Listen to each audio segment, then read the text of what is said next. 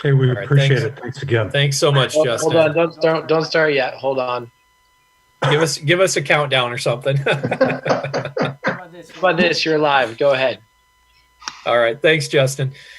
So this, let's go ahead and call our meeting to order for the Cedar Rapids Community Save Technology Oversight Committee. So I'm going to turn it over to Tim Guston to do the roll call and bring us into session. Okay, great. Listen, this is the first time I think we've had our whole new group together. Sorry it's under these circumstances, but still it's nice to have everybody and all our new folks here as well. And so I appreciate everybody taking the time to get together under these circumstances, and appreciate your time and your effort. So Craig, I think I'm going to let you run us through the agenda, but for the sake of time, I want to make sure that we allow enough for the key areas that need to be addressed today. So I'm going to let you Tim, do if I that. could stop you for just 1 second. Looks like there's an audio person on. I didn't know if you knew who that was. On the screen. Was that Jim? Probably it's me. Probably it's me, Kavi. Yeah, is it a 5734448 number? That's it. All good. I just wanted to double check. I'll go back mute. Keep going. Yeah. Yeah. Okay. So, yeah, and you know, Tim, we don't have a lot on the agenda tonight, short of what we're going to do to talk about what we're doing to accelerate our technology planning efforts. And so I think there probably will be just some discussion around that. We have some numbers to share and some plans to share. But beyond that, so I'm hoping that we can, navigate through this and take as much time as we need to answer all the questions and make sure that everything gets addressed as we need it to. But we're not going to talk about anything else superfluously if I can avoid it. So Sure. Okay. Very good. So do we need a motion to bring the meeting into session here, Tim? Well, we don't. Yes, we don't normally do that. As far Okay, as, I don't know. I couldn't remember how much we follow Roberts on this. Not all that much. Although Okay. I will say that you did send out the minutes from the last meeting, and I hope everybody's had an opportunity to take a look at those. And if there are any questions, I'd take a motion to approve the minutes from our last meeting in January. So moved. You get a second? I second. Okay. All those in favor say aye. Aye. Aye. All those opposed? Okay. The minutes are approved. Well, we're way ahead of the agenda then, right There you there. go. So, all right, I'm going to share my screen here real quickly with you, and that was one of the first items on the list. And so we're underway. Here's our agenda. We're going to obviously we haven't done a lot with introductions, and Tim, I appreciate you taking just a second to call out the fact that this is our first time we've had everybody together, and I do want to give my heartfelt thanks for everybody making time particularly so quickly in these extraordinary circumstances. So thank you so much. I hope that we had talked about maybe getting together this summer, and that's still on the docket, but we were hoping not to do it under these circumstances. Maybe give some of our newer members a little deeper dive into what some of the district strategic plans are as we move forward, and that was reflected in our minutes as well. We've already approved our minutes, which are linked in right here on the presentation. If you wish to look at those, you can go ahead and drill in again. I always do this just as a 10-second thing, but just to make sure that you understand, this is our district strategic plan. And everything that we're going to talk about tonight is rooted in this plan. We tend to live primarily under focuses 2, student learning, which is, I think, one that's really, really important, and focus 4, the last one, system and resources. In fact, the strategic technology plan is called out in both of those areas under the strategies area. just to make sure that you understand how this work kind of connects to the larger district construct around it, at least tangentially as we do so. I've also included in a link to our technology plan to review, just to kind of keep that at the front of your minds. Again, we're going to start year 3 of this plan here this fall, and we've moved it up a little bit, and we're going to talk about that, and that'll be the meat of our conversation tonight. Just to review, the plan has 4 key components or critical commitments. One is to commit to making sure that we're hitting targets for our kids, for our students, making sure we have clear outcomes for professional learning for our staff, making sure that we provide access to resources for both our staff and our kids, and that we provide a robust infrastructure and support system, again, both for staff, kids, and in this case, community members as well. And so we're going to talk about probably, almost all of them as we move forward into what we're doing to accelerate the plan with the COVID-19 quarantine. As you know, most of you, that we've been closed officially since March 13th, and that's put a real unprecedented strain on what we do and how we do business. Our teachers have been at home, and in fact, no one's really been in our buildings all that time. This is the first week that we've had personnel back in the buildings with any regularity beyond the work we've done for community outreach around meals and things along those lines. And just in case you haven't heard that, the number is phenomenal what the district has done to support families in need with meals. I think the last number I heard was they've given out since March 13th over 286,000 meals to families. It's crazy. But this week we started having kids pick up things, and we're starting to really look ahead to planning for next year.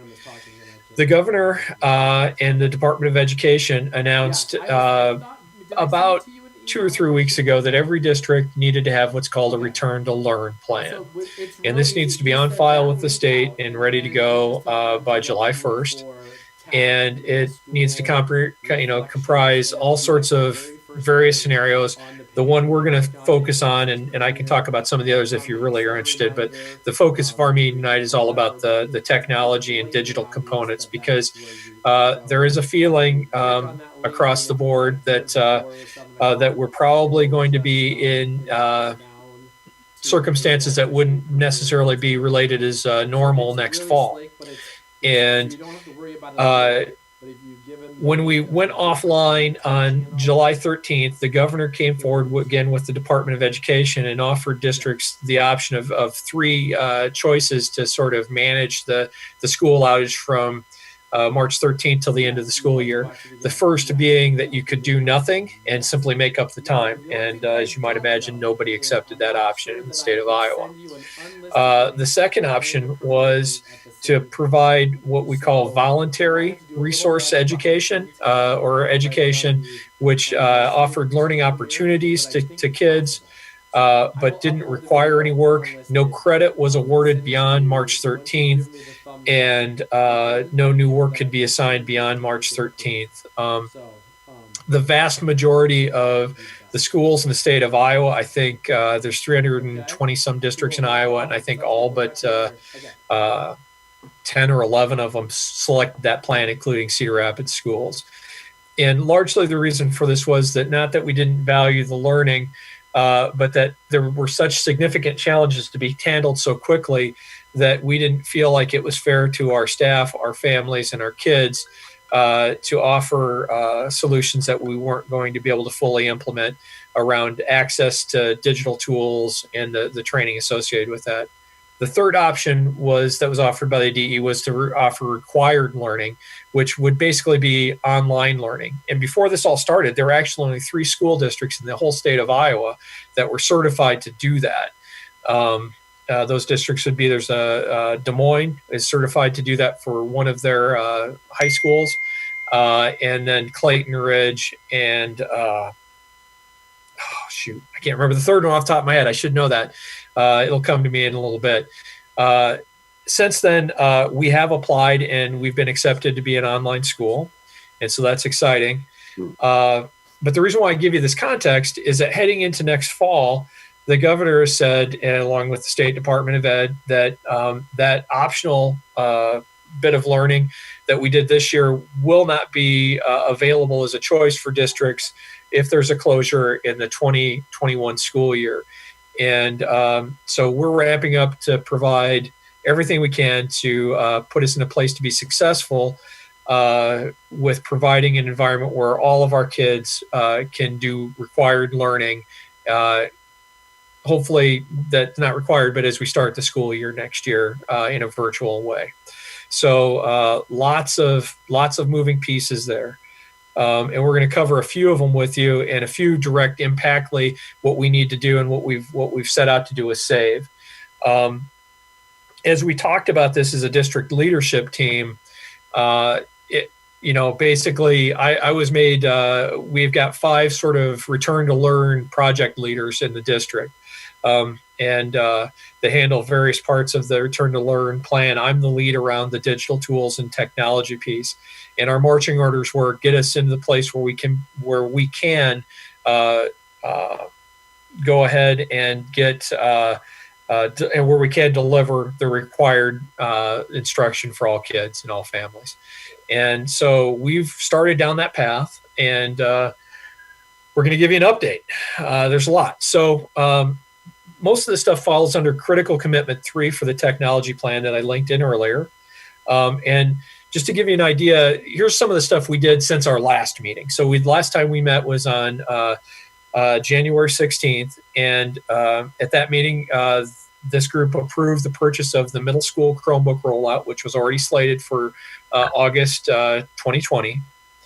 And we've got those Chromebooks here. They arrived shortly before we went on to quarantine, and they've stayed boxed up. We're just starting to get access to them right now. And that's because we haven't had access to the facility to do work and to get our teams in place due to social distancing and Department of Health requirements. So that's been kind of one of those things that's been a good news, bad news thing, but we're so thankful that we've got those devices in. We've also purchased over 900, almost 1,000 elementary laptops. This will complete our staff rollout to make sure that all of our staff have mobile devices. We were just starting to roll those devices out when quarantine started, so that got disrupted as well. Jeff's team has done a magnificent job and has been rolling those out this week to teachers. This is the first week we could really get back in the building, and they started staging them up early, and we've been giving them out to teachers all week long, which is fantastic. One of the things we talked about at our last meeting was updating our whiteboards and our classroom sort of presentation systems. We did purchase a few of those, and we updated 34. We have put that on hold, though, and we have stopped purchasing for that because we're going to need to redeploy some of those funds to redirect them towards getting our elementary kids ready. We'll talk more about that in a second. And these are things that don't apply to the SAVE committee, but I thought you might be interested in knowing. We just want to hit them up. We deployed 335 Sprint hotspots to families last fall at the high school level through a grant called the 1 Million Project Grant through Sprint. This largely covered what we thought was our need around families without internet. It's pretty close, actually, as it turns out, because we resurveyed and got a little better data dip on that as after this started. There's still a little bit of a gap, but we're close there. Sprint has graciously given us an additional 325 this summer. In fact, they're already here that we're going to deploy to middle schools, which our data tells us is going to put us in the ballpark to address that shortfall. What it doesn't address is the fact that we've got a little over 1,000 families at the elementary level that don't have access to the internet. And so we've gone ahead and we're just working through it right now. It hasn't been approved yet by the board, but it will go before the board on the June 8th meeting that will purchase about 1,500 additional T-Mobile hotspots. And this will be a 1-year purchase, and we're going to cover this with our allocation of CARES money from the federal government. It's not an ideal solution, but at least it gets us through to subsequent years. And we'll talk a little bit more about this when we pivot to the elementary device conversation. But I just wanted to let you know these are the things that we've been sort of wrestling with since the last time we met. before really all this started. One of the things I also want to make sure, if there are questions, please interrupt me because I can't see your faces, guys, and I can't read your body language when I'm presenting my screen. Okay, so is that funding coming from like the Educational Stabilization Fund? So that there's the federal dollars are flowing through as I understand it, and I'm not an expert on this, but flows through the CARE Act to something called the ESSER funds, which I think is what you're referring to. Yeah. And we're working with the Office of the CFO to get those moved aside, and we've also at every step of the way have been engaged with the CFO's office on this. In fact, it was his idea to accelerate this, and he really pushed us to get started on it. Not that we were very far behind him, but just want you to know that we've been kind of really lockstep with that team as we've worked through this. Okay, thanks. And by the way, please do interrupt me with questions because I'm just rolling here, and again, I can't see your faces, so and I appreciate questions. So what's next, and what are we proposing for SAVE? Well, according to our tech plan, in its original iteration, the one that I linked, we were going to start looking at elementary student devices in the fall of 21. In fact, we were going to start studying them this spring to start talking about, okay, what do we want to give our youngest learners? And we had even things on the elementary principal agenda to start that conversation in May. And as it turns out, we need to move that along a little faster. The original plan called for a 2-to-1 device allocation, giving 2 devices out for every child, or 2 devices out, 1 device out for every 2 kids. Sorry, got that exactly backwards. And that was largely based around when you're in brick and mortar buildings, giving instruction directly at that age level. The thinking is that for most kids, most instructional situations, that's adequate. Obviously, if we need to go virtual, that's not going to work. And so what Jeff and I have come up with is a plan to go 1-to-1 for pre-K, pre-kindergartner, all the way up through 5th grade. And so what we're proposing is purchasing about 2,100 iPads, not about, it'll be 2,100 iPads for pre-K and kindergarten, looking at 6,100 additional Chromebooks for 1st grade through 5th grade. And we'll unpack that in just a little bit in a minute here. And then additionally, protective cases and earbuds to support learning for those devices. Now, one of the things that Jeff and I were talking about even before all this started was that with our high school rollout, we give a kid a device in 9th grade, and that device stays with that child until they graduate in 12th grade. So we're looking at a 4-year rotation for those devices. When we rolled out the middle school, we started really looking at that and said, we got 3 years of middle school, 6, 7, and 8.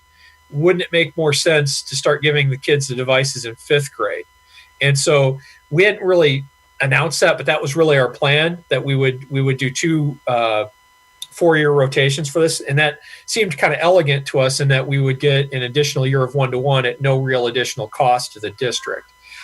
So we would give out, we were planning to give out devices in the fall of 21 when we did the elementary refresh to 5th graders, have those kids keep those devices until their 8th graders turn them in and get a new device in 9th grade. So what we're really looking at from a sustainability standpoint is how do we sustain the pre-K through 4th grade devices? And that's, frankly, a really good question and one that we'll dig into when we look at the numbers in just a minute. But that's sort of the context on this. Everything that we're laying out here, we're going to try to hit with SAVE dollars. And again, we were in a fortunate position that we did have some carryover with previous year's SAVE funds, and we're probably going to spend into that quite a bit. The other thing we'll need to purchase, and we don't have a hard number on this, and we may need another SAVE meeting before the end of the summer, as we get tighter on this, we just couldn't get any faster, was some solutions for elementary classrooms around device storage and charging. And the reason why that's important here is that our thinking is that as we give these devices out in the pre-K-5 environment, we're not envisioning that these devices go home with kids unless there's an emergency or something due to COVID where we have to do some sort of hybrid model for virtual instruction. If we're back in brick and mortar classrooms, then the thought is that these will stay as classroom sets each child will have a device assigned to them, but they wouldn't head home, and we would need to have some sort of storage overhead to cover those. And so that turns out is a pretty tricky problem, and Jeff and I are still working through that. We've got roughly 400 plus classrooms we need to cover, and 21 buildings. They're all slightly different in terms of their configuration and what they can do to handle this. And so we have kind of a budgetary number for that, but we don't have any tight numbers, but we just wanted to give you some numbers about what we're thinking there. And then we'll come back to this team to get additional permission to release funding to spend those dollars probably later this summer. Similarly, we are in the last year, and this was in our overarching plan coming next, if you remember from our previous meeting, our SAN and data storage solution needs to be updated. We're in the last year of support with that current product, and it will not be supported another year. And so we're kind of in a position where we need to update that. And so that's part of our SAVE plan as well. The other we've rolled in a couple of software costs that we haven't had in here previously, but we think it makes sense, particularly because it frees up some other of our more general fund dollars. The first is that we're purchasing Google Enterprise licensing. This is quite important for us in that it allows us to have expanded access to additional features and tools like Meet to allow much larger meetings, allows teachers to record meetings. It gives our team, Jeff's team in particular, a whole series of tools to do analytics on use and be a little bit more granular with permissions and things like that. So we think that makes a lot of sense for us. We've also moved what's left of our Microsoft licensing into SAVE as well to try to free up some general fund dollars for other more instructional things that we're trying to support that we can't use SAVE dollars for. And right now we've taken the annual contract that we signed on before this all started, and we've tried to pare it down, and we'll continue to pare that down as we lessen our reliance upon Microsoft tools, but it's still a pretty significant number this year. And then the final item that we have in there is something we also talked about at our last meeting, and we're still probably going to frankly need more money on or more time on because we haven't had time to do all the research on it because of all the other sort of emergent needs that popped up. But we're going to need to probably, when we have the conversation about device storage, we're probably also going to have another conversation about backup and recovery service, disaster recovery. We currently use Volta, and we'd like to continue using them, but we're going to fold that into the SAVE dollars as well, and Jeff can talk much more about a number of these in some detail. But I want to give you sort of a 10,000-foot view of what the projects are we're looking at. So this really moves things up. Sounds like there's at least one question out there, so fire away.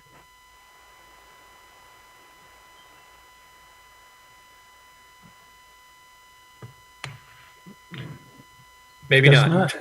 Maybe not. Okay, I thought I heard someone speak up. So, question. This is Hoffman, Craig. yeah, hi, Jim. When you were talking about updating the SAN data storage solution, that would be a hardware replace, right? Correct. Yes. And those costs obviously have continued to, on a per terabyte basis, continue to go down. But you're going to need a pretty big unit. We do. To support all this. So we've got a budgetary number plugged in, so you can see what we think it's going to cost. But we're not ready to purchase on it yet. So when we move on to the next slide here, we're going to go into this. This is where I'm going to kind of let Jeff take the lead and talk a little bit more about what we're proposing for next year and what we see in years going forward. But you're absolutely right. It's going to need to be. We're trying as best we can to sort of drive people to the cloud, particularly Google, since it's at this point we're not paying anything for that storage, but we still have a lot of legacy and just there's other stuff we need storage for, we need flash for, and so that's absolutely something that's going to be. It's not a trivial figure, but we think we can make it work within this budget. Other questions? That was a really good one. Thank you. So is there? Presumably, you guys have you guys considered the actual cloud storage solutions rather than replacing the SAN? I'm going to let you answer that, Jeff. We've started some conversations with different vendors. Several of them are more AWS based. Mhm. So we've looked at multiple options. Okay. We just haven't settled on what it's truly going to look like yet. Sure. And we had hoped that we would have this, we were kind of thinking we were going to have another SAVE meeting this summer anyways. We had talked about in January, and we were thinking we would have these numbers ready by then. And we still will. We just don't have them ready yet because we've been so focused on, okay, what the heck are we going to do to provide access to all these kids for next fall? Sure. Makes sense. Craig, this is Kavi. Hi, Kavi. Have we assessed our cybersecurity risk profile with so many people now remotely trying to get connected? That's been a big issue.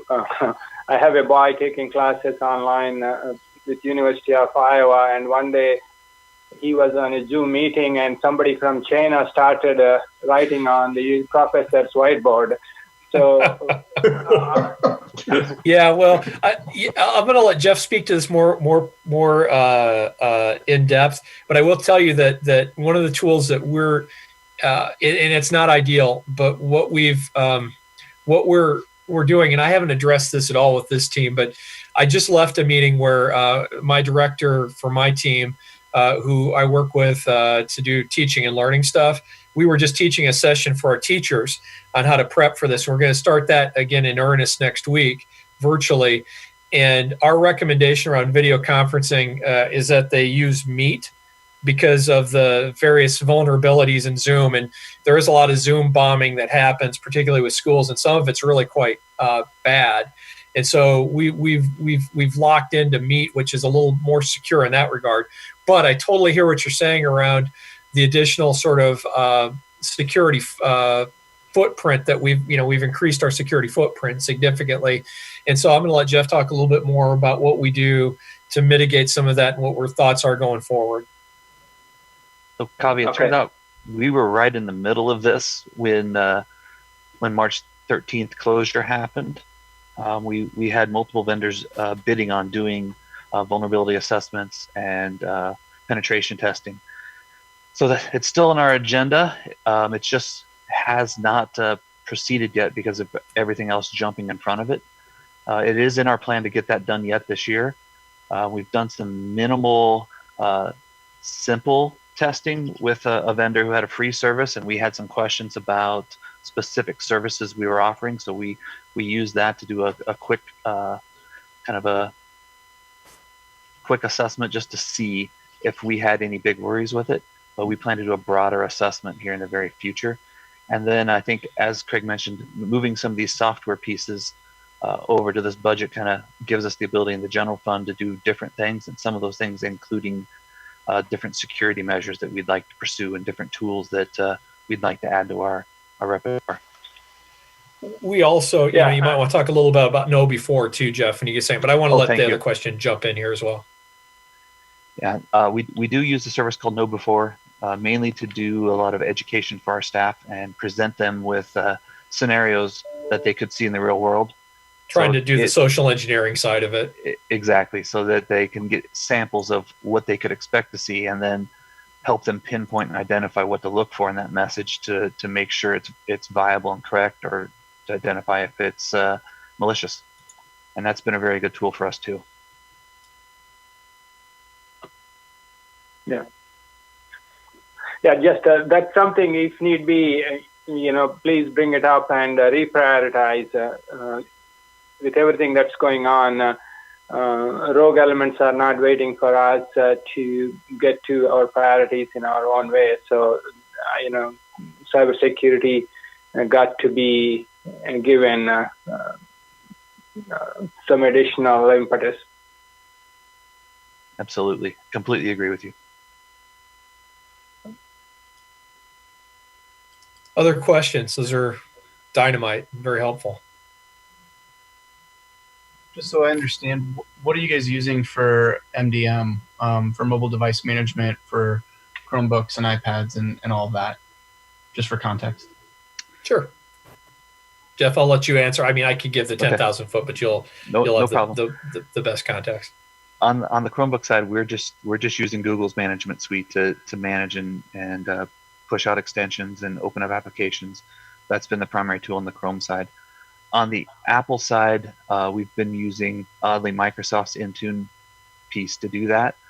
But part of the iPad order this year includes updated licensing to use a new tool called Mosel, which is more focused on Apple-specific devices and gives us a lot better interface and features to connect to our student information system and to roster classes, and then delegate control down to the teacher level to sample new applications and then put the applications in play in their classroom.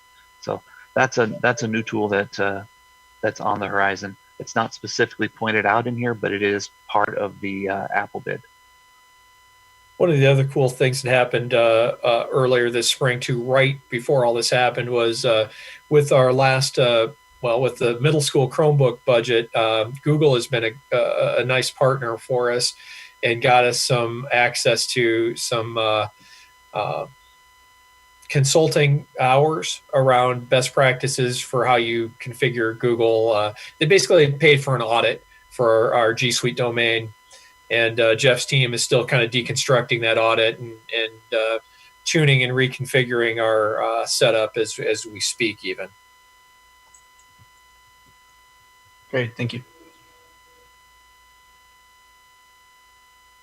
All right, well, I'm going to jump into the figures here, and you guys, should have access to this as well. I'll probably should put this in here, but Jeff, I'm going to let you sort of talk through this. I've got it presented, but because you've done most of the footwork on the bidding here. So no problem. So as you can see on the Chromebook itself, our costs haven't changed since we talked in the winter on the middle school devices. It's the exact same device and it's the exact same costs. So the only thing that's changed is the quantities.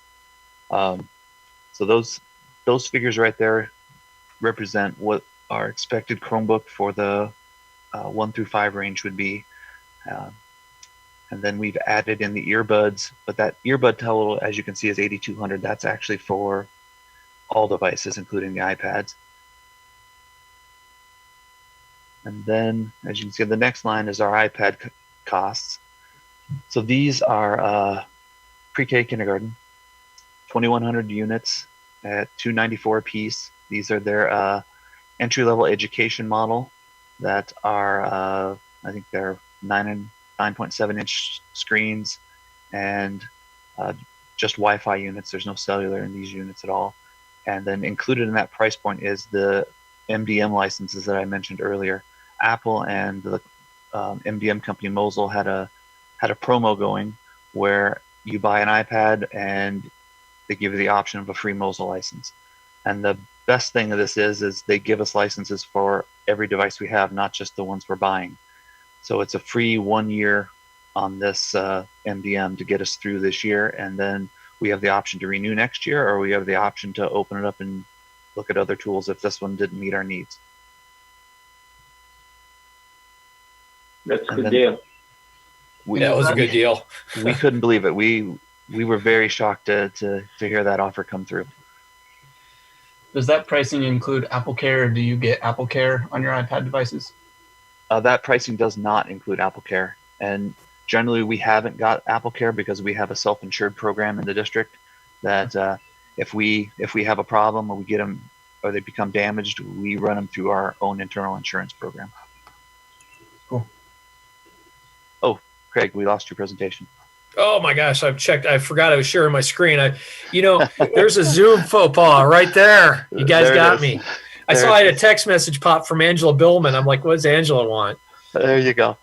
Hey, Jeff, I was just about to ask a minor question here, but in terms of the quantities, do you plan for a certain amount of excess inventory for whatever reason or for replacement? Obviously, it could be under some sort of warranty or whatever, but I'm just curious kind of what you're, either planning for out-of-box failures or reserves or whatever it is in all this. Yes, so each one of those numbers is rounded up to include a little bit of self-sparing options. So they're not exact numbers by any means. I believe our student numbers come in on the Chromebook side at like 6,002. So we got ourselves a cushion of 98 devices. And then I want to say on the iPad, our numbers came in about 2013. I think it was just under, my recollection was the iPad number, because I actually worked with Angela on that. And I think it was just under 2,000. I think it was, 199, 198, something like that. So not a ton, but a little bit of wiggle for us. And particularly for the Chromebooks, we also have some, we also built in the wiggle from the previous order too. So we do a little bit of, some of that's because we're thinking about building part closets with these, additional devices. Yeah, no, that's certainly reasonable. I was just curious. I was hoping there was some in there, and that's certainly not an exorbitant buffer. Yeah. Yeah, honestly, typically if we were doing this in a year where we didn't have to sort of push it so hard, we might even go a little higher with the buffer just to give us some, like I said, some more wiggle, because one of the things that we're going to struggle with, I think, next year is as we deploy these devices, particularly in the elementary environment, we're going to have to take our best guess based upon summer enrollment numbers, and those numbers are going to be very fluid as we head back into the building. And so then we're going to have to be as agile as we can to shift devices around. I think we're going to have enough, but there may be some moments where we get a little pinched by, for lack of a better word, supply chain, as we try to move it from one building to another as we find that kids have moved. Yeah, I think you may see too that enrollment might be down. I don't think enrollment would be up. So if anything, I think you might have more buffer than you think. Just I'm an eternal optimist. I'm thinking enrollment's up. I'm an optimist, but you should be. That's a very distinct possibility. Yeah. What are you guys seeing in terms of the high school Chromebooks, in terms of the attrition, loss, theft, breakage? What is that looking like at this point? So far, it's been very, very good. Pleasantly surprised. Yeah. Our repairs have been very low, and our thefts have been even lower. So we've had a very, very good turnaround on those, and so much so that it's made it fairly easy to keep some of the spare units that we bought in the past and kind of hold on to them and help us keep this buffer even lower. So I think that's helped us a great deal. Do you guys have a sense of? Do you guys feel like you have a handle on the real status of those? Like, there's always that notion that we've deployed X number. We haven't heard that they're broken or missing, but there's not been a forcing function to uncover that yet. Do you have any indicators that will tell you whether or not you got a problem yet? Or? Well, I think we'll know when we have to go back and do required learning. I mean, I think that's the brutal, honest truth. You're exactly right. We haven't yet. Okay. And honestly, that was a lot by design for this first year at the high school. This was such a major shift for our teachers, and we were moving so fast with that we really tried to, Ryan Reedstrom, who's my director for my team, we really had lots of conversations and and I don't know if we hit the mark. We did our best, but, try to walk that line between pressure and support for our teachers on this. And frankly, our earliest thinking was, before any of this happened, was to say, let's go a little light on the pressure, because we want to make sure that we don't end up making it doubly harder later when they start seeing, the reality of it. But I think the forcing function, as you said, and I love that terminology, I think that's really coming next fall, and we'll have a much better idea. But, anecdotally, what we're hearing, the numbers we look at for repairs, given from my experience from Prairie, where we had, a significantly fewer number of devices deployed, closer to 3,000 or 4,000 Chromebooks at that time when I was there. The break fix on those was insane. I mean, our guys were working on those all the time. Sure. These appear to be much sturdier devices, and so we're at least from what I'm gathering, what our data tells us, it's really pleasantly surprising. But again, we won't know until we know. Yeah. And the MDM is able to, in both cases, for the iPads and the Chromebooks, you're able to see devices when they're online, or do they report in? Do they have agents that report in or anything, or do you have visibility to the device level through those solutions? Not so much with the Google side, and I'll let Jeff talk more about that. But the Google side has some light versions of that. It's not like my previous experience would be with Casper, managing MacBooks and iPads, where you had much more visibility into the device. Google's a little lighter that way, but with Mosel, I think we will. Although I don't know that product, so I'll let Jeff talk more about that. His team evaluated it and seemed to think it was every bit as good as the Jamf product, so I'll defer to him on that. With Google, it's much more sort of we can lock the machine. We can see the last time the machine was logged into. We have a really good idea of what the kids are doing with the accounts. How often they're accessing their Gmail account, the various other G Suite applications. Are they doing it on the device? Sure, who knows? It's a little gray. That's what I would expect from Google. Yeah. But there may be things in Google Enterprise that are going to bring clarity to that. I haven't seen that product very closely, and that's exactly some of the reasons why we bought it. Beyond what I laid out earlier for some of the distance learning things, there's some additional visibility to things, and I don't know if it's going to be any of those things in particular, but it could be.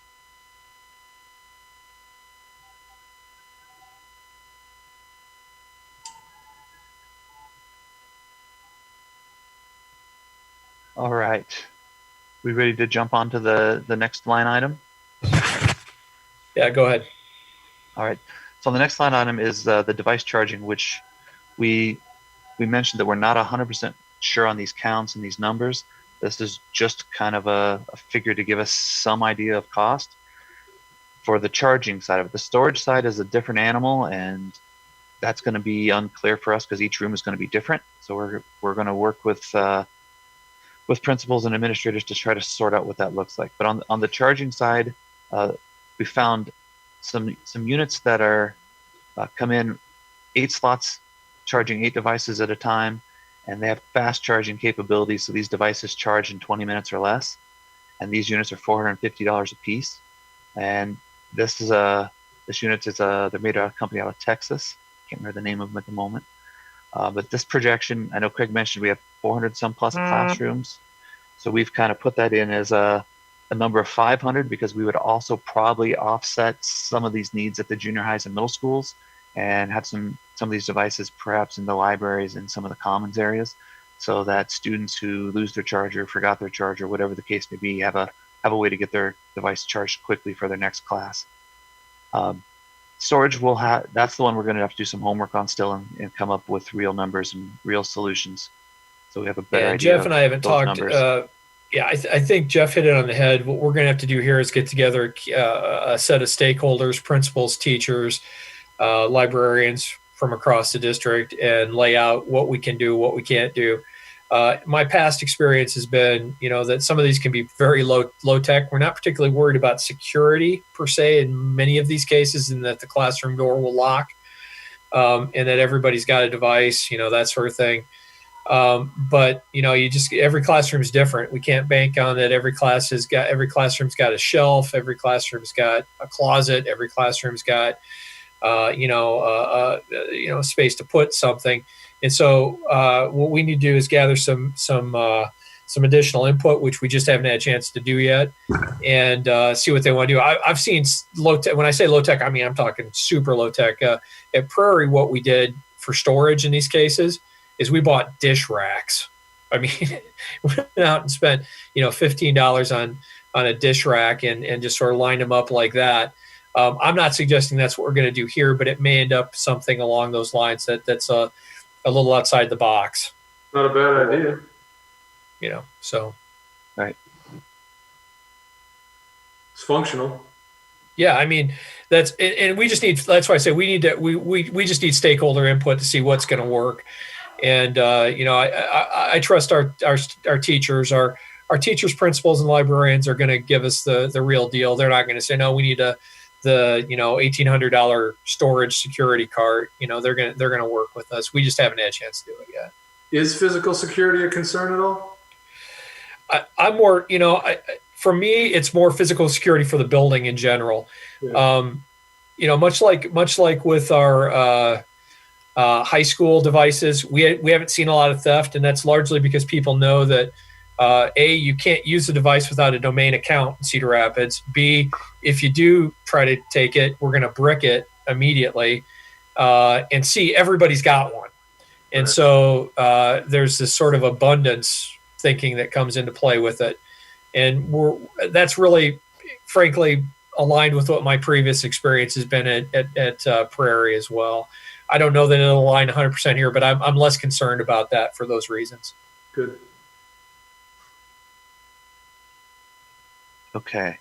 So our next line item is the Google Enterprise licensing.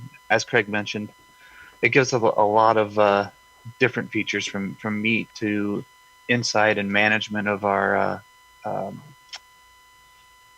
permissions.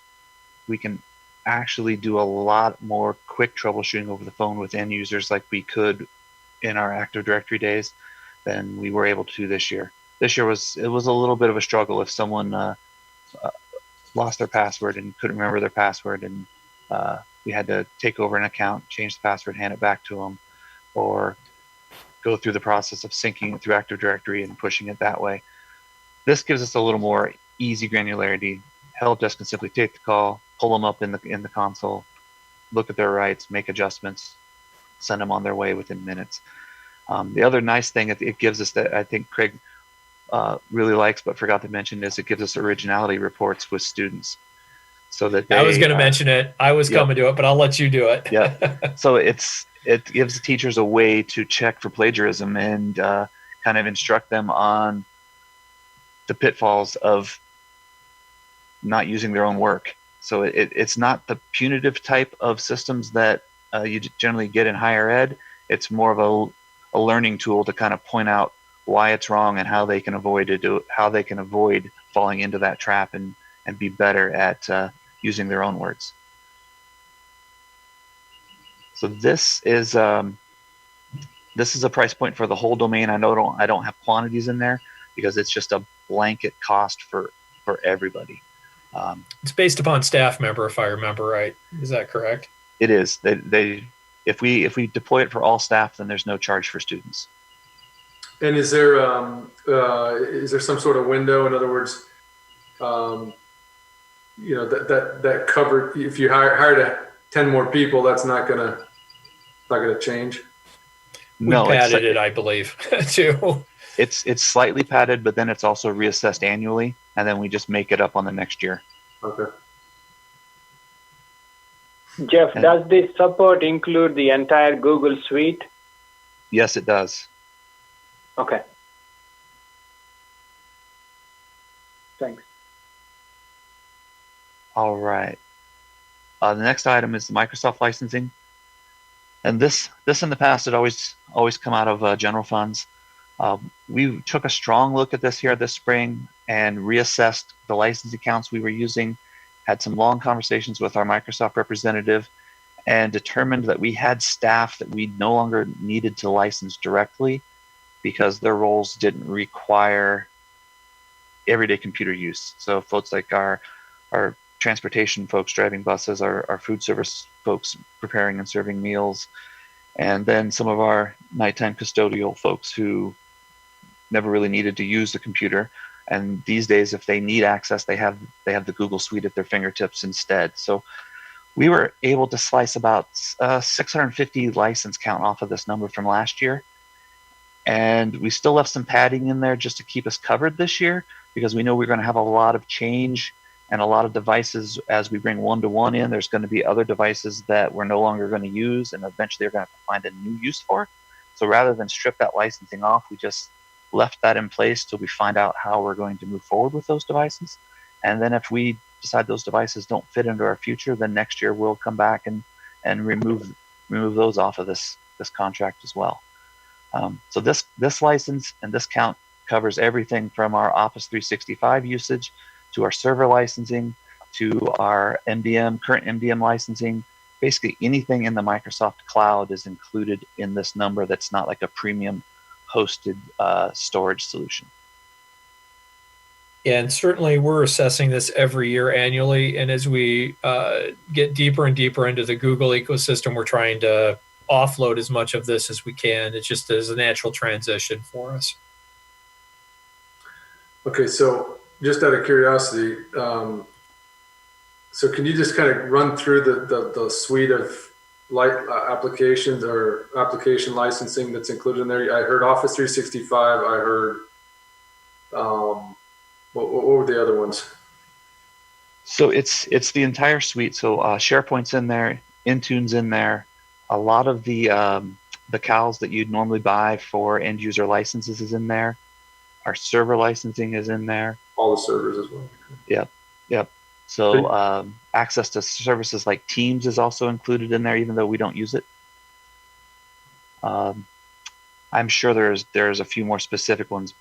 Unfortunately, I don't use Microsoft anymore, so they're slipping my mind. Okay. And is that 2,800 users district personnel and teachers? The students aren't obviously included in that. Correct. The student licenses are free. They don't charge us for the student licenses, and they've assigned us a padded number of about 21,000 student licenses in the contract, just to make sure we have enough for students coming and going. But there's no charge on those licenses. And this number reflects what they call. Well, they have a specific term for the staff who need this type of licensing, and it's escaping me. I know it used to be under a different agreement. It was called an EES agreement, but that's now gone. It's now something else. This one, I think it's qualified staff is what they call it, and I've heard it referred to in many ways that it's basically just a head count now, and it's not prorated in any way. It's just a flat head count. Sure. That's Windows Server and SQL Server? No, SQL Server. We've bought those as needed specifically, so we do. I wish it was SQL Server. Standard. You buy SQL as standard licenses. Correct. We bought those as needed and bought them on a per CPU basis rather than a per user basis. With okay, so you do have data center licensing. Yep.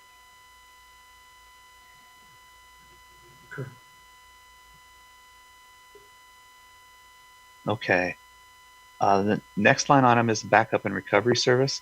So essentially what this is for this year is it's a 1-year extension of our agreement with Involta. We recognize that as we rethink our SAN and replan our SAN for next year, this needs to be as fluid as that. So we need to make sure that this service doesn't extend past the life of the SAN. So we've worked with them to extend this contract so it ends of June 30th, 2021. Right in time for the next budget cycle, which is when we plan to launch the next SAN purchase.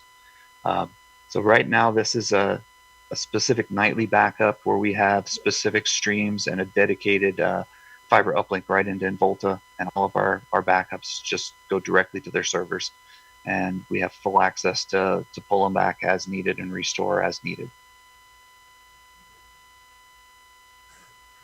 What is the technology? The service we're using is we're using Veeam, and Veeam's the platform. So it basically takes the VMware snapshots and does a direct copy of that information over to the Involta servers. Okay.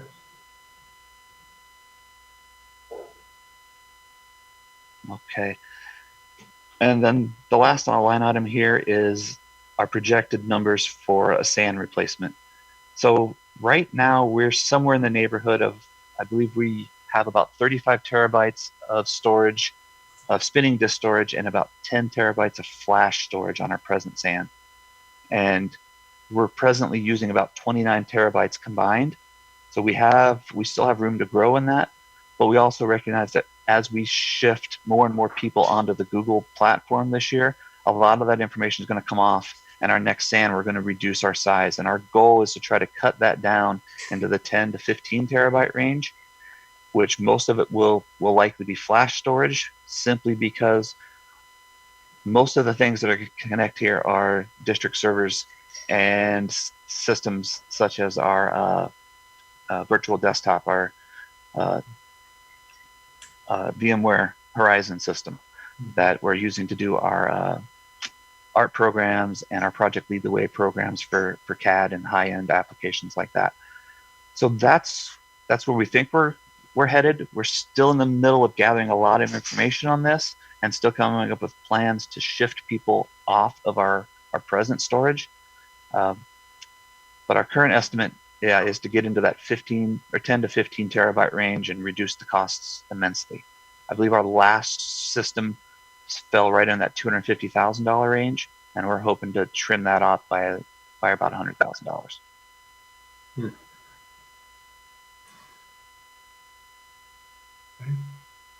What is your current system? It's a Tegile system. They were recently purchased by it's Tintree. So now Tintree is the owner of that system.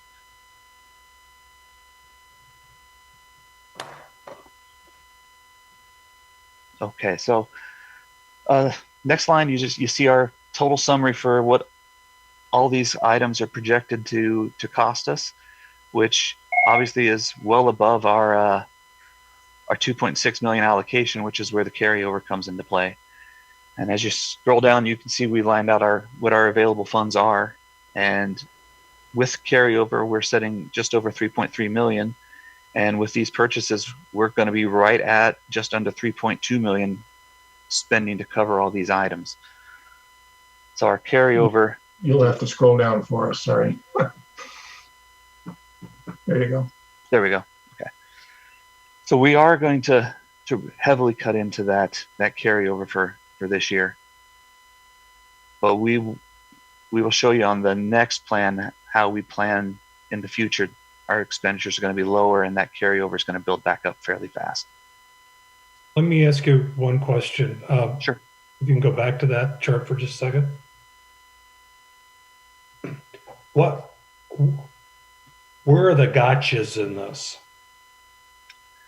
I mean, the big gotchas are going to be device charging and storage. Those are really our big unknowns. Most everything else here is fairly certain, with the exception of also the SAN. The SAN is a very rough estimate. So those are probably device storage and the SAN are the gotchas. Okay, but so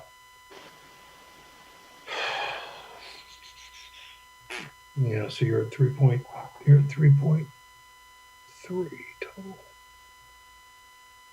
Well, it doesn't give you a lot of wiggle room. No, unfortunately, It doesn't. So, Jeff, if I may piggyback on Tim's question, so some of the line items have a very large quantities. Do we purchase all these in single lots or multiple lots?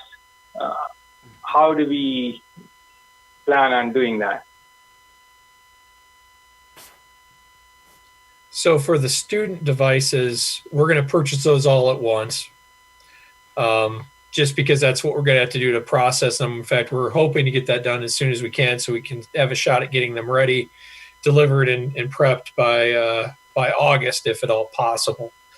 Some of that will depend upon availability. So there's really not much we can do to stage that out, unfortunately.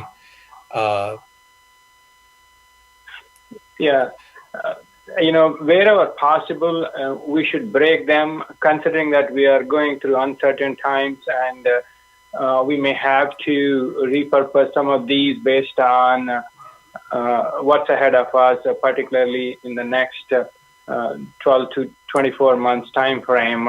A lot of vendors are flexible. That's what we are observing. That way we don't commit ourselves into something that we don't regret later on. But something you guys may want to keep it on your radar wherever possible, to break them into some meaningful chunks. And if we have to repurpose those dollars to something else, at least we have that flexibility. That is something that we talked about internally today about the SAN and what our options are with that. If we were to purchase that into installments, or if we were to look at leasing, different ways we could get creative to keep those costs lower if we ran into problems. So I completely agree. There may be ways that we can we can work with vendors to, put it into installments or do other creative financing. If you were to move your storage to the cloud, would that would come out of an OpEx budget or something different? How would that work? What would that look like? Actually, I don't know that it would change the budget at all. I think it would still come out of the same funding. Okay. I think generally this is our major hardware funding source right here. So any shape or form that project would take, it would still come to this. Even if you're doing storage as a subscription rather than as a hardware purchase, capital. Agrees, because that's exactly how our backup service is. It's kind of a subscription service where we've paid to shoot things over there, and we run it through this exact same accounting structure. So I think no matter how we did the SAN, we would bring it to this same accounting structure. Got it. So excuse me, I hope I'm not thinking about this the wrong way, but I mean, our dollars that we're getting are still a function of the gross tax revenue that the state gets, right? That's correct. So if the tax revenue is down, we're under this assumption that this $2.6 million is our allocated portion, which quite frankly may not be the case. That's also correct. And we've talked about that with the Office of the CFO. It's possible that our allocation may get hit in future years. Okay, so my point is this, Craig, you've prioritized here the most meaningful, there's gotta have and there's want to have and so on and so forth. I just want to make sure that you've got those figures put in pieces of the pie, say, if you want us to be ready in case everybody's got to be at home October 15th because we've got another breakout, you've got everything prioritized as to what you have to have and some of the stuff that's we got to have it, but we could postpone it. Just so you know,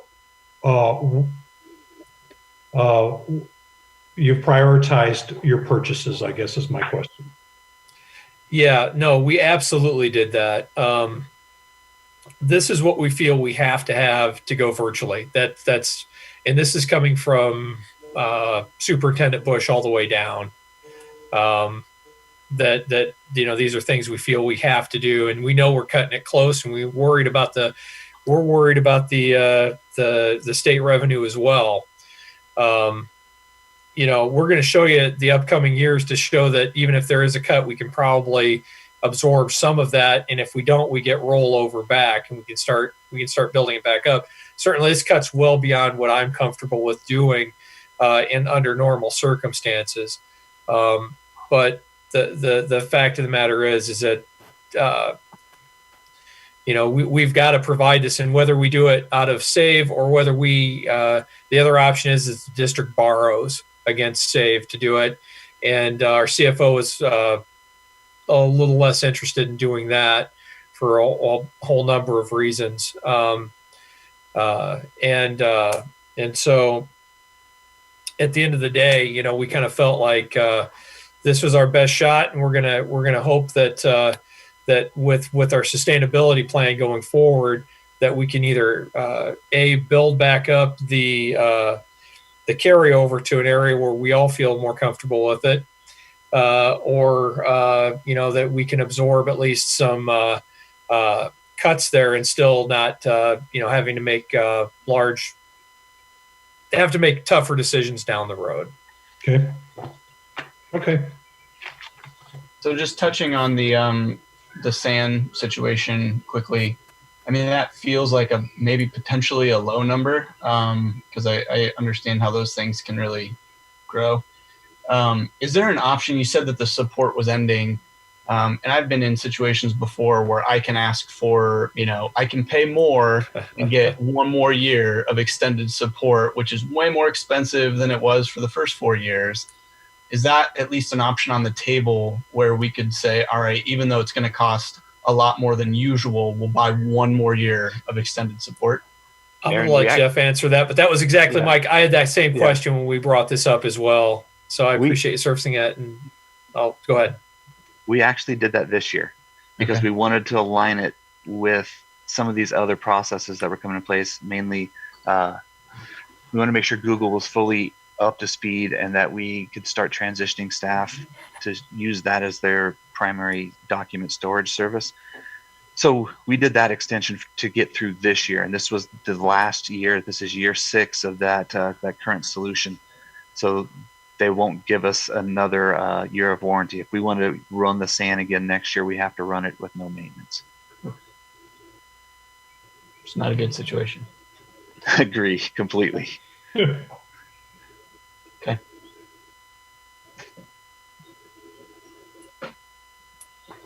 Hey, Craig, I have one comment. I know we talked about it. I don't see any line item here for cybersecurity. Maybe I'm unduly worried and concerned. I think we should find some small monies at a minimum to get the assessment done on our network and firewalls, especially in the context of with all the news we are hearing. That may be something you guys may want to consider.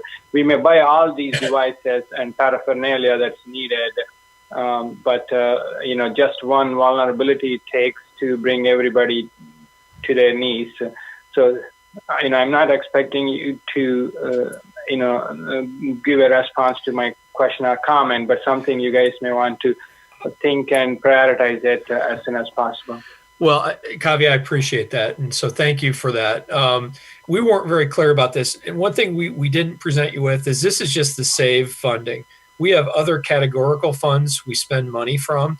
And some of the things we moved over here, for example, the Microsoft licensing, which had previously been taken from another categorical fund, frees us up to do that. So, Jeff, I don't want to misspeak, but we still have that in the works, right? In the Correct. ISL or general fund. Correct. That's the plan. Is those services will get paid for out of one of those other two funds.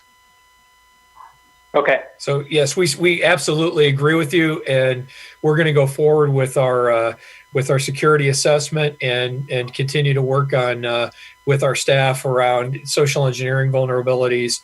Because you're absolutely right. If we can do all this stuff, but if the wrong thing gets compromised, it can make us dead in the water, and that would be terrible. Is that what you guys worry about the most from a security standpoint? Is denial of service, denial of access, or do you worry about data compromise? I think my biggest worry is data compromise. That's the one that's the hardest to govern without the right tools. DDoS stuff, with the ICN and some of our service providers, we at least have somebody to go to help us through those times and help us find the source of the problem and come up with remedies for it. But on the data side, that's something we have to worry about and have a partner to help us get through. Yeah, and we currently, Jeff, did we pull the trigger on that DDoS agreement with IMON? I can't remember. We were really close, and then all of this started going on, and our attention shifted. So we need to get back to that conversation. Yeah, that's one of those that again, it won't come out of this budget, but it's going to come out of our more general budget. So we tend to worry I tend to worry more about the DDoS thing, because I'm more worried about can we make sure that we're delivering the services we need out to the edge. But Jeff's absolutely right. I think the bigger concern is probably the data access side, because those are harder to get your arms around and to know exactly what's happening if you don't have the right pieces in place to deal with them. Well, with a lot of your services being delivered over cloud, in the cloud through Google and Office 365 and other things, and you have less control over the protection of those services anyway. So, better to focus on the things you can control. Is it an option to move things like the Microsoft licensing back, or is that budget in an even more tapped situation than this one, or is it closer? Well, what it does is right now we're trying to also put other tools that we prioritize as necessary for instruction. So things like classroom management software, which we can't put into SAVE by state code, but we really feel teachers need to teach virtually, and also in brick and mortar. We have to kind of cover those out of the general fund. So what moving this over here does allows us the flexibility to buy those things which we still feel we need, without we can move things around a little bit. Again, our hope is that we can continue to take that Microsoft dollar figure lower and lower as in subsequent years. And then for the devices, these how many of these are actual replacement devices of anything versus all new deployment? I think this set is entirely new deployment. Okay. That's correct. These will all be brand new deployment. So all the current devices, as they start to fade out, does that come out of a different budget, or is it just timing wise? It just isn't the time yet to replace. Yeah, we bought the next update for the ninth grade refresh out of last year's budget. We built that in, and we would do that in subsequent years. Pardon me. So on a 3-year refresh or 4-year refresh. 4? Okay. And I didn't really, I sort of hinted at it, but I didn't really overtly say it. We have made no commitments to 4-year refresh the K4 devices. So we're going to reevaluate that as they age out in 4 years and see where we're at. So we're not going to actively look to refresh those. What we'll do is we'll find ways to supplement in the meantime. And then, as we get a clearer picture, because one of the things that I'm most concerned about is Tim put his finger right on my big concern, which is, what happens if we get a cut to save funding? I certainly don't want to put us in a position where we our sustainability costs go beyond what we can manage from the fund. And so once we get a better idea of what that looks like coming out the other side of this, we may make some recommendations on it. Again, the plan calls for a 2-to-1 ratio, and we may slide back toward that, particularly as we get into more brick and mortar situations. Hopefully this is again, I keep saying it, I hope that this is limited to the 2021 school year is what we're all kind of really banking on here.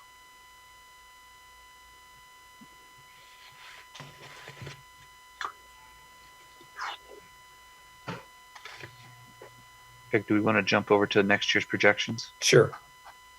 And this will address some of the sustainability questions you had right here. So again, that's a Chromebook on a sustainable process where we're replacing at would we choose 5th grade and 9th grade. So correct. That's our projections that we would replace on an annual basis going forward as we phase out old devices and issue new devices. So this is what we expect that to look like long term. Notice the iPad isn't here because we don't expect to have to do that for at least 4 years, and even at that point, it may not be the same level. And the costs here have been adjusted because we expect the current device model to be replaced for that 21-22 purchase process. So we've inflated the cost a little bit to prepare for a different device. And then, of course, you can see we've added the next year allocation for both the Google and the Microsoft licensing. And then we also project that we're going to possibly need to shift some other additional software services. We have a service called WeVideo, which we use to allow students to be creative and create their own content and do very interesting things in their classes. And that tool is runs about $16,000 a year. And then we have the Go Guardian service, which helps teachers kind of control and direct content in their classroom. So if all the students are on a device, they can force control the screen and say, this is the presentation we're looking at right now, or this is the article I'd like you to read. And that's what this software is designed for. It's designed specifically to work with Chromebooks and give the teachers visual control over what's on the device, and even go so far as to lock it down to specific content for a class period, so that they can keep students off of the internet or off of YouTube and force them to whatever the pertinent subject is. Jeff, Jeff, is that GoGuardian's considered to be basically a teaching application software, correct? That is correct. Well, that wouldn't come out of our area, would it? Well, I agreed with you, and I thought that was the case. But in talking with our CFO, he assured us that we could shift these things over here in the future as needed. So, based on what? Because originally, software was not covered under this portion. That had to come out of the general fund. Yeah, this is an area that we probably, as we project this forward, I think we probably would be suited to bring in Dave Nicholson, who's our CFO, to talk about this. We're basically just budgeting out going forward. But even if we remove those and put those back in the general fund, which we might be able to do, that does reduce our figure a little bit. So that's a good question. We had the same sort of question. Well, I guess here's my question, and it's really to go back to help you guys out. When we moved over to the save side of the nomenclature here under these new laws, we were told that at some point in time the kitty may be one and not two. And so there may be the positioning that you can move those funds. I just want you guys to all be aware that, when you're doing your planning, if people you need to know what dollars you have and who's making the decisions as to what dollars you have and how it's impacting you. Because in the past, we never had to worry about software coming out of this budget. Completely agree, and that's my experience in the past too. I was surprised when we were told that we could look at moving things over here like this. Okay, I think Craig and I both still want more guidance from our CFO on this before we actually do it, but we wanted to make sure you were all aware that it was a topic. Well, I would suggest that even if we can't get all the group together, at least one or two of us should meet with the CFO and then report back to our whole group here at some point in time, because I would love to hear the rationale that's being used today to kind of justify it. Not to say that it's wrong, I'd like to hear the outline and how those decisions are made. That's all I'm saying. Because it's going to impact what we have to spend, because we're losing allocations almost every year. Yes. Yeah, I get you. And I think that's really fair. So let's see what we can do to get that set up. Let's get that captured in the minutes, Jeff. Yep. And we'll make sure we get something, try to get it out before the end of summer, and see if we can get working on that. Is that Fortinet renewal? Is that hardware refresh or is that license? So that is our firewall, and that's going to be our maintenance renewal. We believe the hardware will be fine for several more years. We're not that far into the current hardware. So at this point in time, it's projected to be just a maintenance renewal and possibly some feature additions. We talked about getting some more security features into the firewall that give us more insight into individual users inside and outside the network, especially with the Chromebooks moving in and around. We'd like to be able to see them as a username rather than an IP address. So those are some of the features we've discussed with them about trying to add. Is that how many firewall devices does that maintenance number cover? That there are 2 redundant firewalls that are, I believe they're both 10 gig.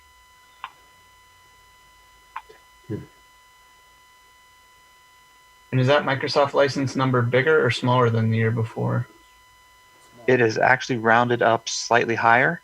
Yeah, here's the previous year, so I think you just rounded it up. Be yeah, that it's roughly $380 higher.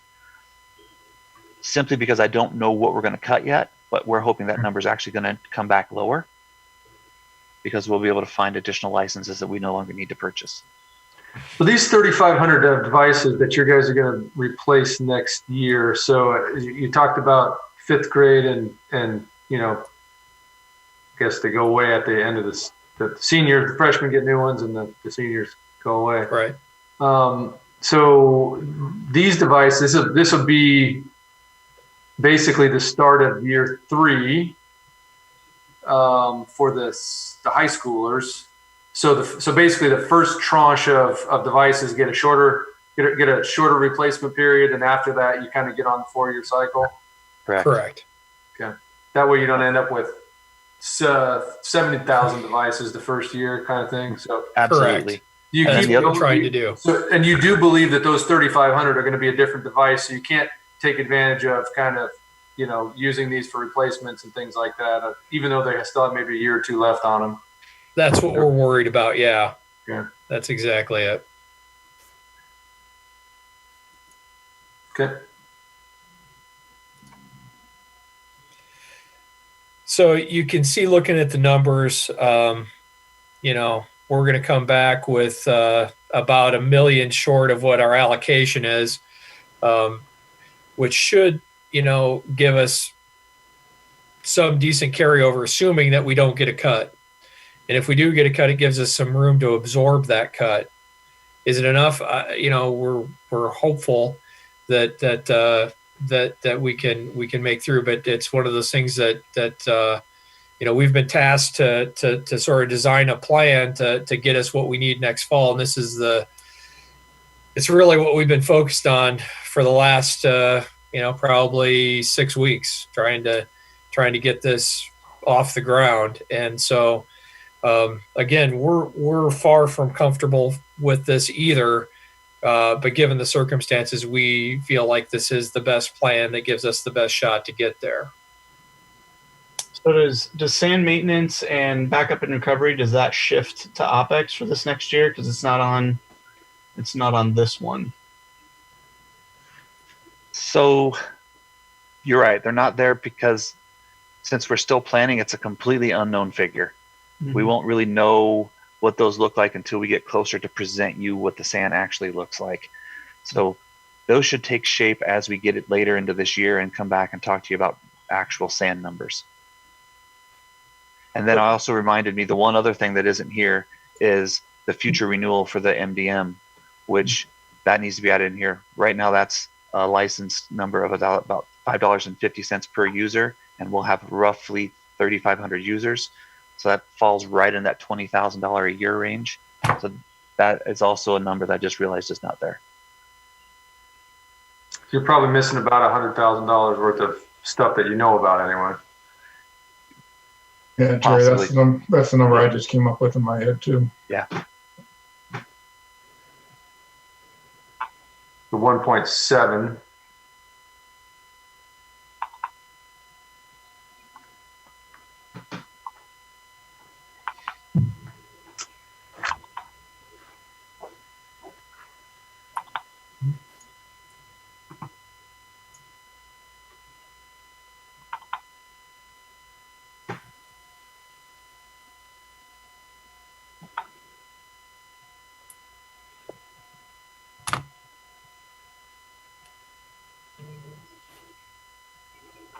Craig, would you mind flipping back to this year's Sure. proposal? Thank you. You bet. So it sounds like you guys, you know, in terms of trying to be prepared for, you know, distance learning, you're really kind of compelled to spend the bulk of the money on devices, because you're just not there yet in terms of device proliferation. So I think your point about not really having a lot of options there in terms of how to source that. It looks like you got good deals on the devices. It looks like the quantities are the quantities. It doesn't appear that you're padding it significantly, and maybe even a little more conservatively than we'd like to see it probably. I think though Jim's point is well taken. You just don't know if you're going to get 3,200, 3.2 million. You just don't know if that number is going to be there, I would assume, right? So that's the X factor. Yep. So then you're down, you got $200,000 kind of padding against the total budget between allocation and carryover. If you looked at device charging and just said, hey, we're not going to be able to provide, we got the chargers that come with devices, and that's really all we're going to have to make that do. You could take another $250,000 out, so you could potentially get a buffer of about $400,000. But it doesn't look like there's anything else you could really take out of here without sacrificing device quantities.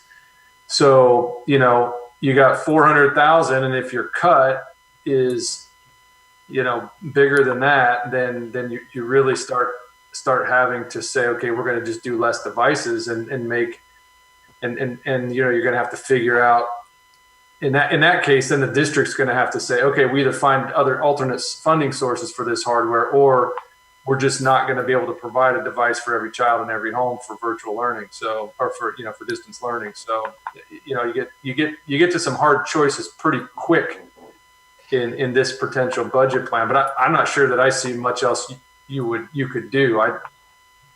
Other than trying to shift some things, like your licensing stuff out of here, or deferring the SAN, or like you said, running without support, which is obviously very risky.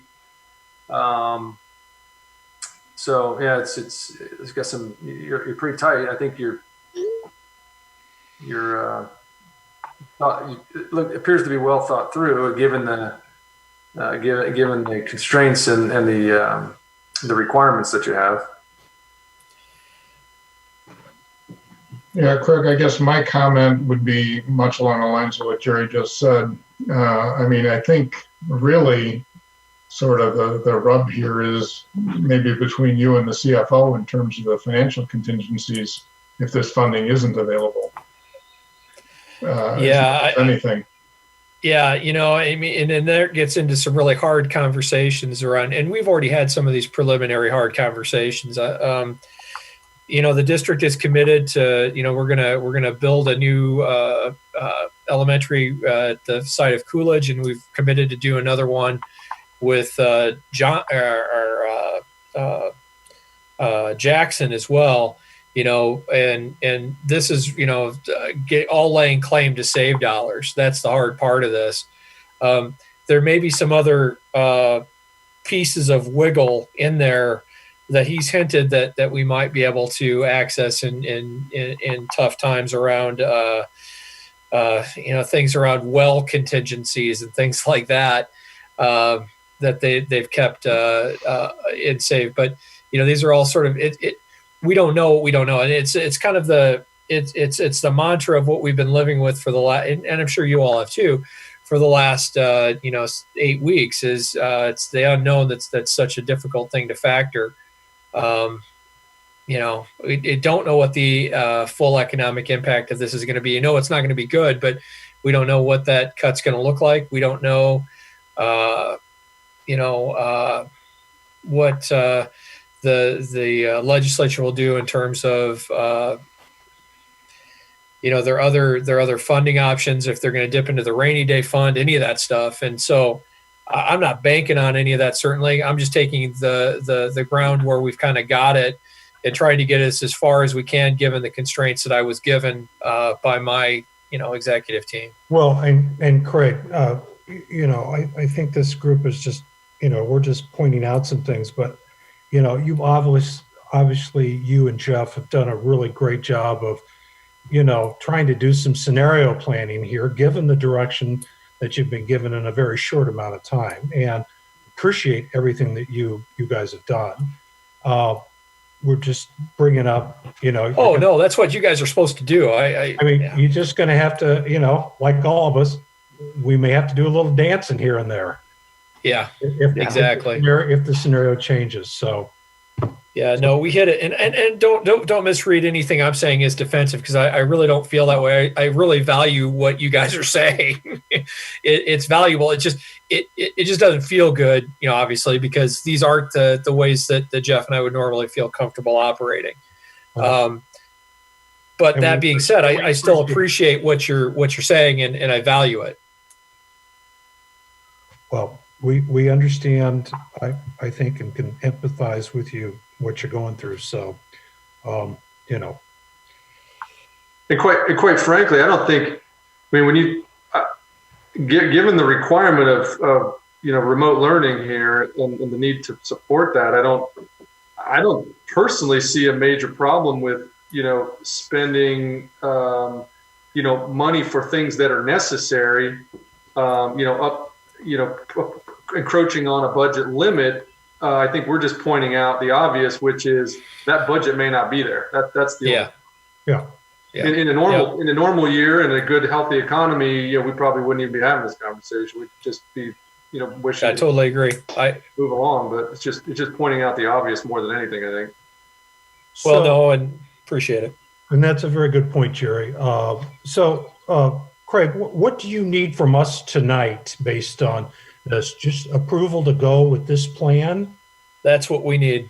Yeah, that's it. Because what we would like to do, frankly, what we really have to be able to do is to be able to present the board with some of these purchases by the June 8th board meeting, so that we can, at least have a shot. Our suppliers are telling us right now, and Jeff, correct me if I'm wrong, but that we have a shot at getting some of these things in July, which would then give us a puncher's chance of getting this done. Now, that's the other thing we haven't talked about at all, but it's a pretty significant Herculean task that Jeff and his team are undertaking here.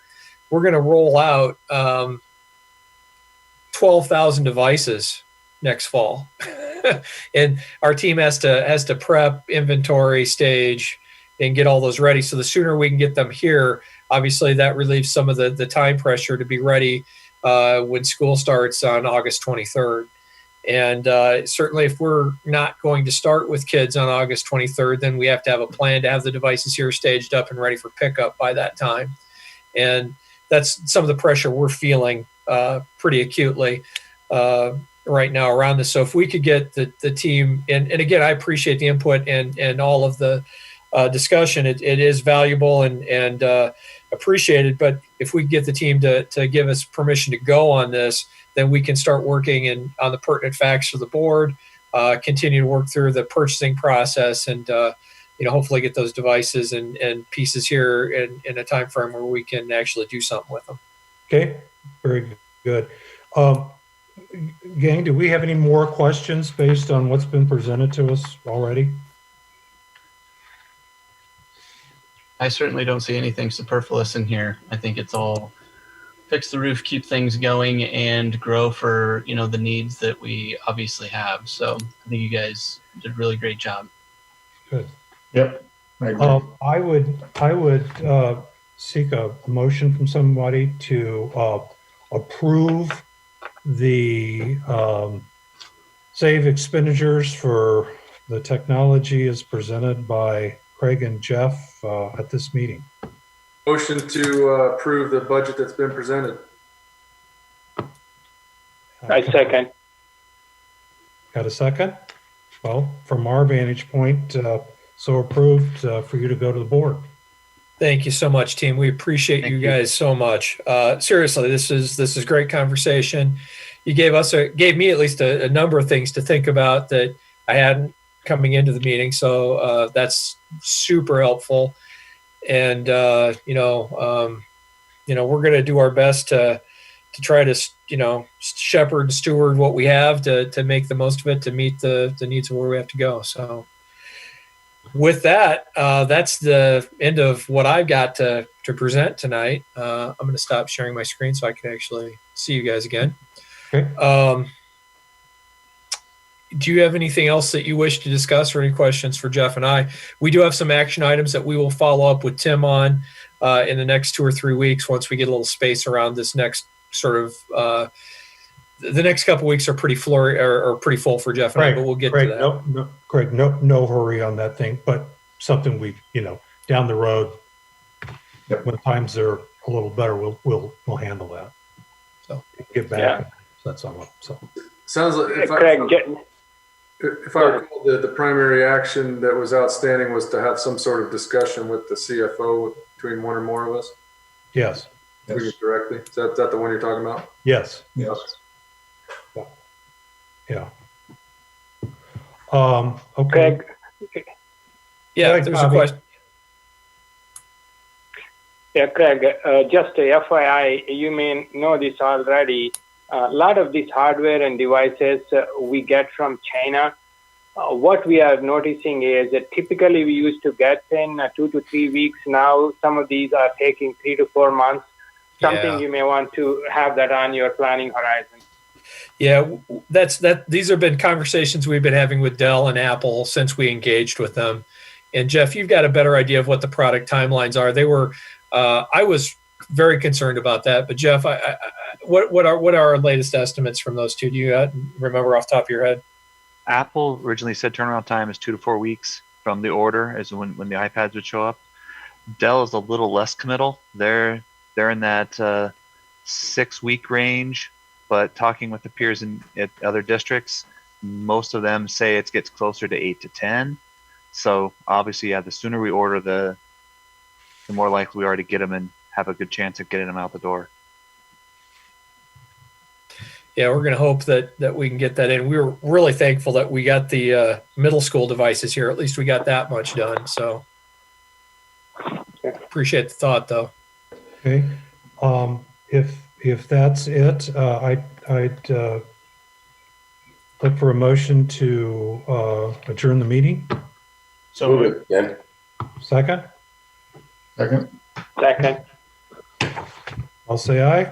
Aye. All right. Aaron, Jerry, nice to have you on board. Thanks so much for volunteering your time and your expertise to the group. It is greatly appreciated. Thanks. Well, Absolutely. Thank you, team. I appreciate all of you. Thanks for taking time on an evening to meet with us to get us going. So we appreciate it. Thank you, Good everybody. work, Jeff and Craig. All the best, guys.